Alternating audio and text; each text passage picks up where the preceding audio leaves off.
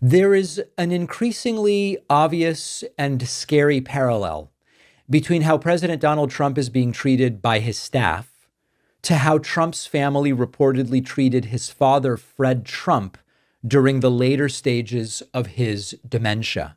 Earlier in the show, we played yet another one of these videos where Trump appears disoriented and left the swearing in of Tulsi Gabbard without swearing in Tulsi Gabbard. He just left. Everybody was left standing there like, wait a second, we're here to swear Tulsi Gabbard, and Trump just left. They didn't. And what's happening here is that history is repeating itself in really a pretty unsettling way. So let me break this down for you. First, Fred Trump was Donald Trump's father, real estate mogul, built the Trump family fortune, gave Trump the money he has now. But in his later years, Fred suffered from dementia. And according to reports, including accounts from Mary Trump, that's Donald's niece, the family did not necessarily handle it with the most grace. And one of the things that happened was that Fred Trump was reportedly set up in a fake office. And what I mean by fake office is the following. It was a real office structurally, okay? But there would be a desk, there would be a phone. He would be given papers to sign, sort of to go through the motions of you're doing stuff. When he would pick up the phone, he couldn't get an outside line. It would just ring through to his administrative assistant or whoever it was. He had no idea what he was signing. He was essentially a prop kept around to maintain the illusion of control. Now we fast forward to Donald Trump today. Yes, the speeches are often incoherent.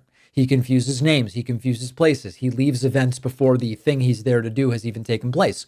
But what I want to talk about here specifically is that Donald Trump is being handed these executive orders to sign on camera, and he seems to have no idea what is in them. He reacts to a lot of this stuff like it's the first time he has seen or heard of it. Here's one example. Sir, next, this is an executive order relating to the use of paper straws.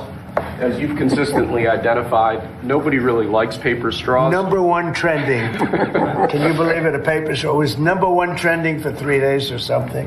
The environmental impact of plastic straws versus paper straws is entirely unclear. This has cost both the government and private industry an absolute ton of money and left consumers all over the country wildly dissatisfied with their straws. So we're asking aspects of the federal government, federal departments and agencies to look at their existing procurement processes, and we're asking your Domestic Policy Council to look holistically at this issue to address it, and it really is something that affects ordinary Americans in their everyday lives. We're going back to plastic straws. These things don't. All right, so listen, I am not claiming that Trump doesn't understand what he is being given, but he often seems as surprised by what he's signing as some of the American people end up by what he is signing. Here is another example of this.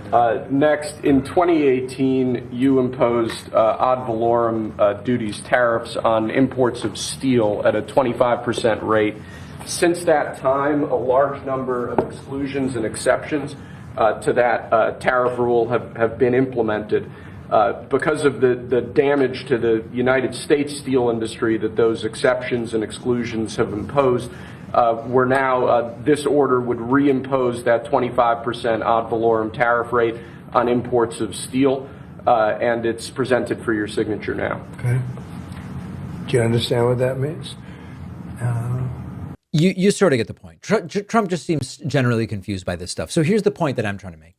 During his first term, Trump was notorious for signing executive orders without reading them. There were even reports that he didn't fully grasp the content of what he was signing. And now, of course, we have to ask, does this leave Trump open to being taken advantage of? And the answer seems to be a very obvious yes. If Trump is struggling to string together coherent sentences, how is he supposed to understand complex policy documents or even the implications of what he's signing? We know the answer. He doesn't understand them. And it is an eerie parallel to how Fred Trump was used as a puppet in his final years, signing whatever was put in front of him without really understanding it. Now, there is an important difference here. The difference is that Donald Trump is not just managing a family business. He's the president of the United States. Now, to be clear, I am not claiming that there is parity between Trump today and Fred Trump with advanced dementia. But the analogous circumstances of signing stuff he doesn't really understand is difficult to ignore. Cognitive decline or not, we are potentially heading into a situation where the Republican president is merely a figurehead and a puppet. And that should concern you regardless of your political affiliation, because when the person in the Oval Office doesn't fully understand the power they wield, it is not just a danger to democracy, it's a danger to the world. And we have a growing list of reasons to be worried about that. It's Trump signing the executive orders he doesn't seem to really understand or care about. It is that Trump has been supplanted, even quite literally in the Oval Office, by Elon Musk, as we saw yesterday. And it is Musk taking questions and Trump sitting there hunched over looking weak. It is the group of people around J.D. Vance, including his supporter Peter Thiel, who reportedly have the plan of taking over power for a feeble Donald Trump over the next 4 years to make Trump nothing but a figurehead. The people not concerned with this are the ones who think that they will get more access to power the more diminished Donald Trump ends up. And that should scare us. J.D. Vance is on that list. Elon Musk is on that list. And there's a lot of other people in Donald Trump's orbit. And the parallel to Fred Trump, not saying it's the same, is really difficult to miss here. Well, I wrote a book after a long journey and a ton of work. I am really thrilled with how it turned out, and I hope you'll read it. The book is called The Echo Machine, and in a nutshell, it looks at how American politics got so broken, who has already figured out solutions, and how we can try to fix it and stop the terror of Trump for the next 4 years.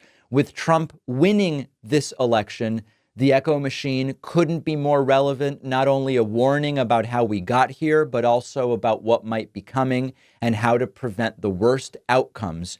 We've got to stay engaged. We need a plan, and that's what the book is about. There's a belief out there that unless you have corporate media behind you, you can't have a successful political book launch, that it's not possible. I think we can prove that wrong. Order The Echo Machine today at davidpakman.com/echo on Amazon, Barnes & Noble, Audible, Kindle, anywhere that books, ebooks, and audiobooks are sold.